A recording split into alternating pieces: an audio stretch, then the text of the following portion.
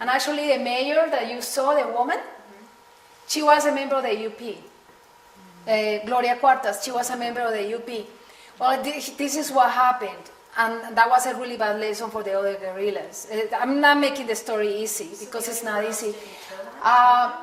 What happened was that 3,000 members of the UP were killed. 3,000 by the paras. Was this before or after the amnesty? After the amnesty. They joined the public, they ran for office, they became a party, they announced themselves as joining the Colombia civil society again. 3,000 were killed. 3,000. My cousin is alive, don't ask me.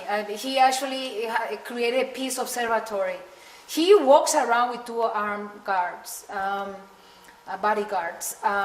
So what does this mean for the rest of the guerrillas? Well, that they will not do the same. Yeah. That I will not do that, absolutely not. They will not join in any amnesty.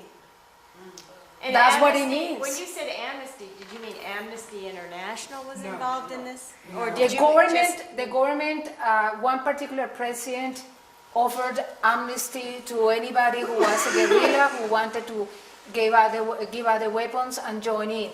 So the entire M19 gave out the weapons and joined in. And 3,000 of them. I knew one of them who actually was arrested and then was killed after. So it was a fake amnesty?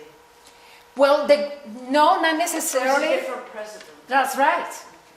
Not necessarily. That's one of the. Do you see that? I'm sure that you're seeing all of the pieces of the past. So it's very interesting to see how actual things happen in actual life, because they are incredibly complex. But a president, he really did mean it. I really believe that he did mean it. He gave the amnesty, but I'm sure that he didn't foresee all the things that need to be in place. Who was this guy? Betancourt, Belisario Betancourt. He gave. The president of Colombia? Yeah. Who? He's the president of Colombia? Was. There have been many presidents before Uribe. Right. Yeah. So this was when was this? I cannot give you a date. That was about 15 years ago. Yeah. So it's really complicated, a situation with the guerrillas and with the government. But no, there are many people who leave the guerrillas and many people who leave the paramilitaries. And of course, a situation of violence is, what do you do when these people actually want to reinsert themselves in society?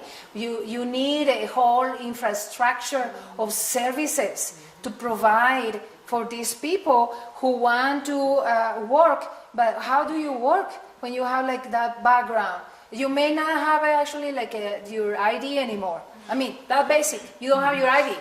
Your ID was lost, somewhere. What do you do? Go back to the government office and say, hi, I've been out of circulation for the last 10 years, I was fighting you guys, so do you mind giving me my ID?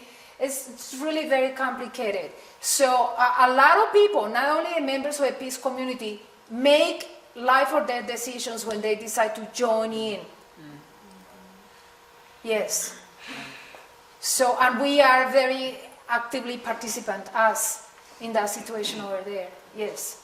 Yes, Jorge. Yeah, one of the problems that I see also is that if the peace community having its own constitution, even though they are under siege, they put themselves in a way in opposition to the government, and being confined to a certain land, they have to abide in a sense by the laws of that land.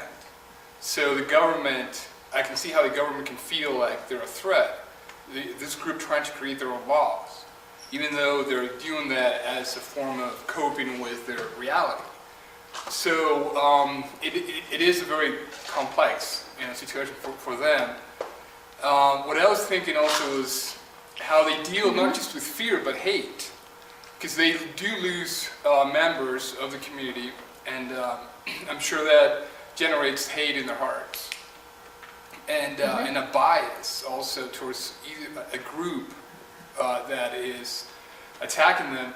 how do they, in your opinion, how do they deal with being unbiased, or are they somewhat biased and they have to kind of manipulate that in order to cope? And do they experience hate, or do they consciously also train themselves to stay themselves without hate in their hearts? And you've talked about fear, how they cope with fear. And what about also hate? I can imagine it being very powerful. Yeah, so two questions Jorge had. The first is about the Constitution. The Constitution are principles that declare them neutral, but those are not principles that declare them a different region from Colombia or a different state. In other words, the principle is like this: we welcome any person from the government for as long as they don't bring weapons, for as long as they are not with the army. So they say, okay, bring teachers if you want, or bring. No, that's true. So, And I respect that also. Yeah. And, but for example, as far as trade, if they're saying we only trade with foreign powers, that's going against They will not trade with foreign powers. They will trade with grassroots organizations or with specific organizations. You were saying that they only trade with Germany, for example. Yeah. But they don't But trade. that's not the nation of Germany. Is a specific organization. But they're not in of Germany. Colombia. No, they do not trade with Colombia. With foreign organizations. Yeah, foreign organizations. So Yes. that is a problem from the point of view of the government. Yeah, absolutely. The community is a problem in many, many ways. Challenge to state authority, quote unquote. Yeah, it does. It very much does.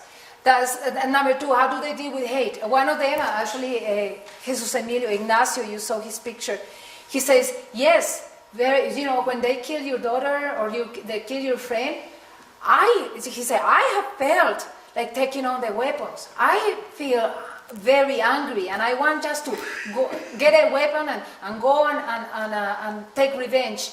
And I say, but this is what we say: sit down, don't do anything, just calm down, just think about it. That's what they say to one another. Actually, they are saying meditate. That's what they are saying. So they are saying, oh yeah, we all feel this hatred, we all feel this, but we don't act on it. We choose not to. And he also says, your friends will come and say, no, just sit down, calm down. And actually, it's not easy to get a weapon because there are no weapons. So, but not that easy. It's really, I will have to leave the community and start looking for a weapon, right? That's not just that advertised. Hey, do you have a weapon? I need to kill somebody. So they do have that, and they actually work with that. They work with that. Friends will come to you.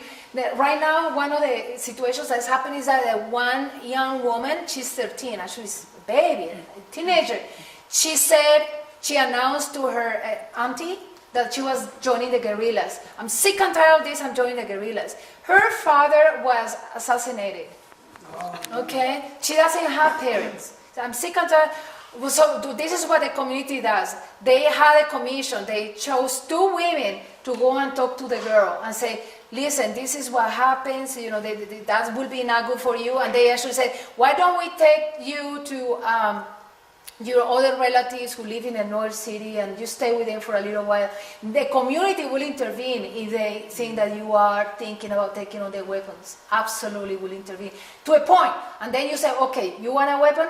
You go. That's what happens. You have to leave the community. And then you have... can't come back. And so it happens with the indigenous people in Colombia too, like the NASA. The NASA had the same rule. The NASA forgive a lot of things and have punishment for a lot of things. But you take on a weapon, once you're out and you cannot come back. They are very strict about that. Very strict. The NASA, we are talking about thousands of people. Thousands and thousands of people armed only with staffs of power that represent power, and they have the indigenous guard. The NASA indigenous guard is 20,000 men and women. 20,000 men and women armed with staffs, and they have marched in Colombia many times, reminding or asking for the respect to their rights. They will not allow anybody with a weapon. They will not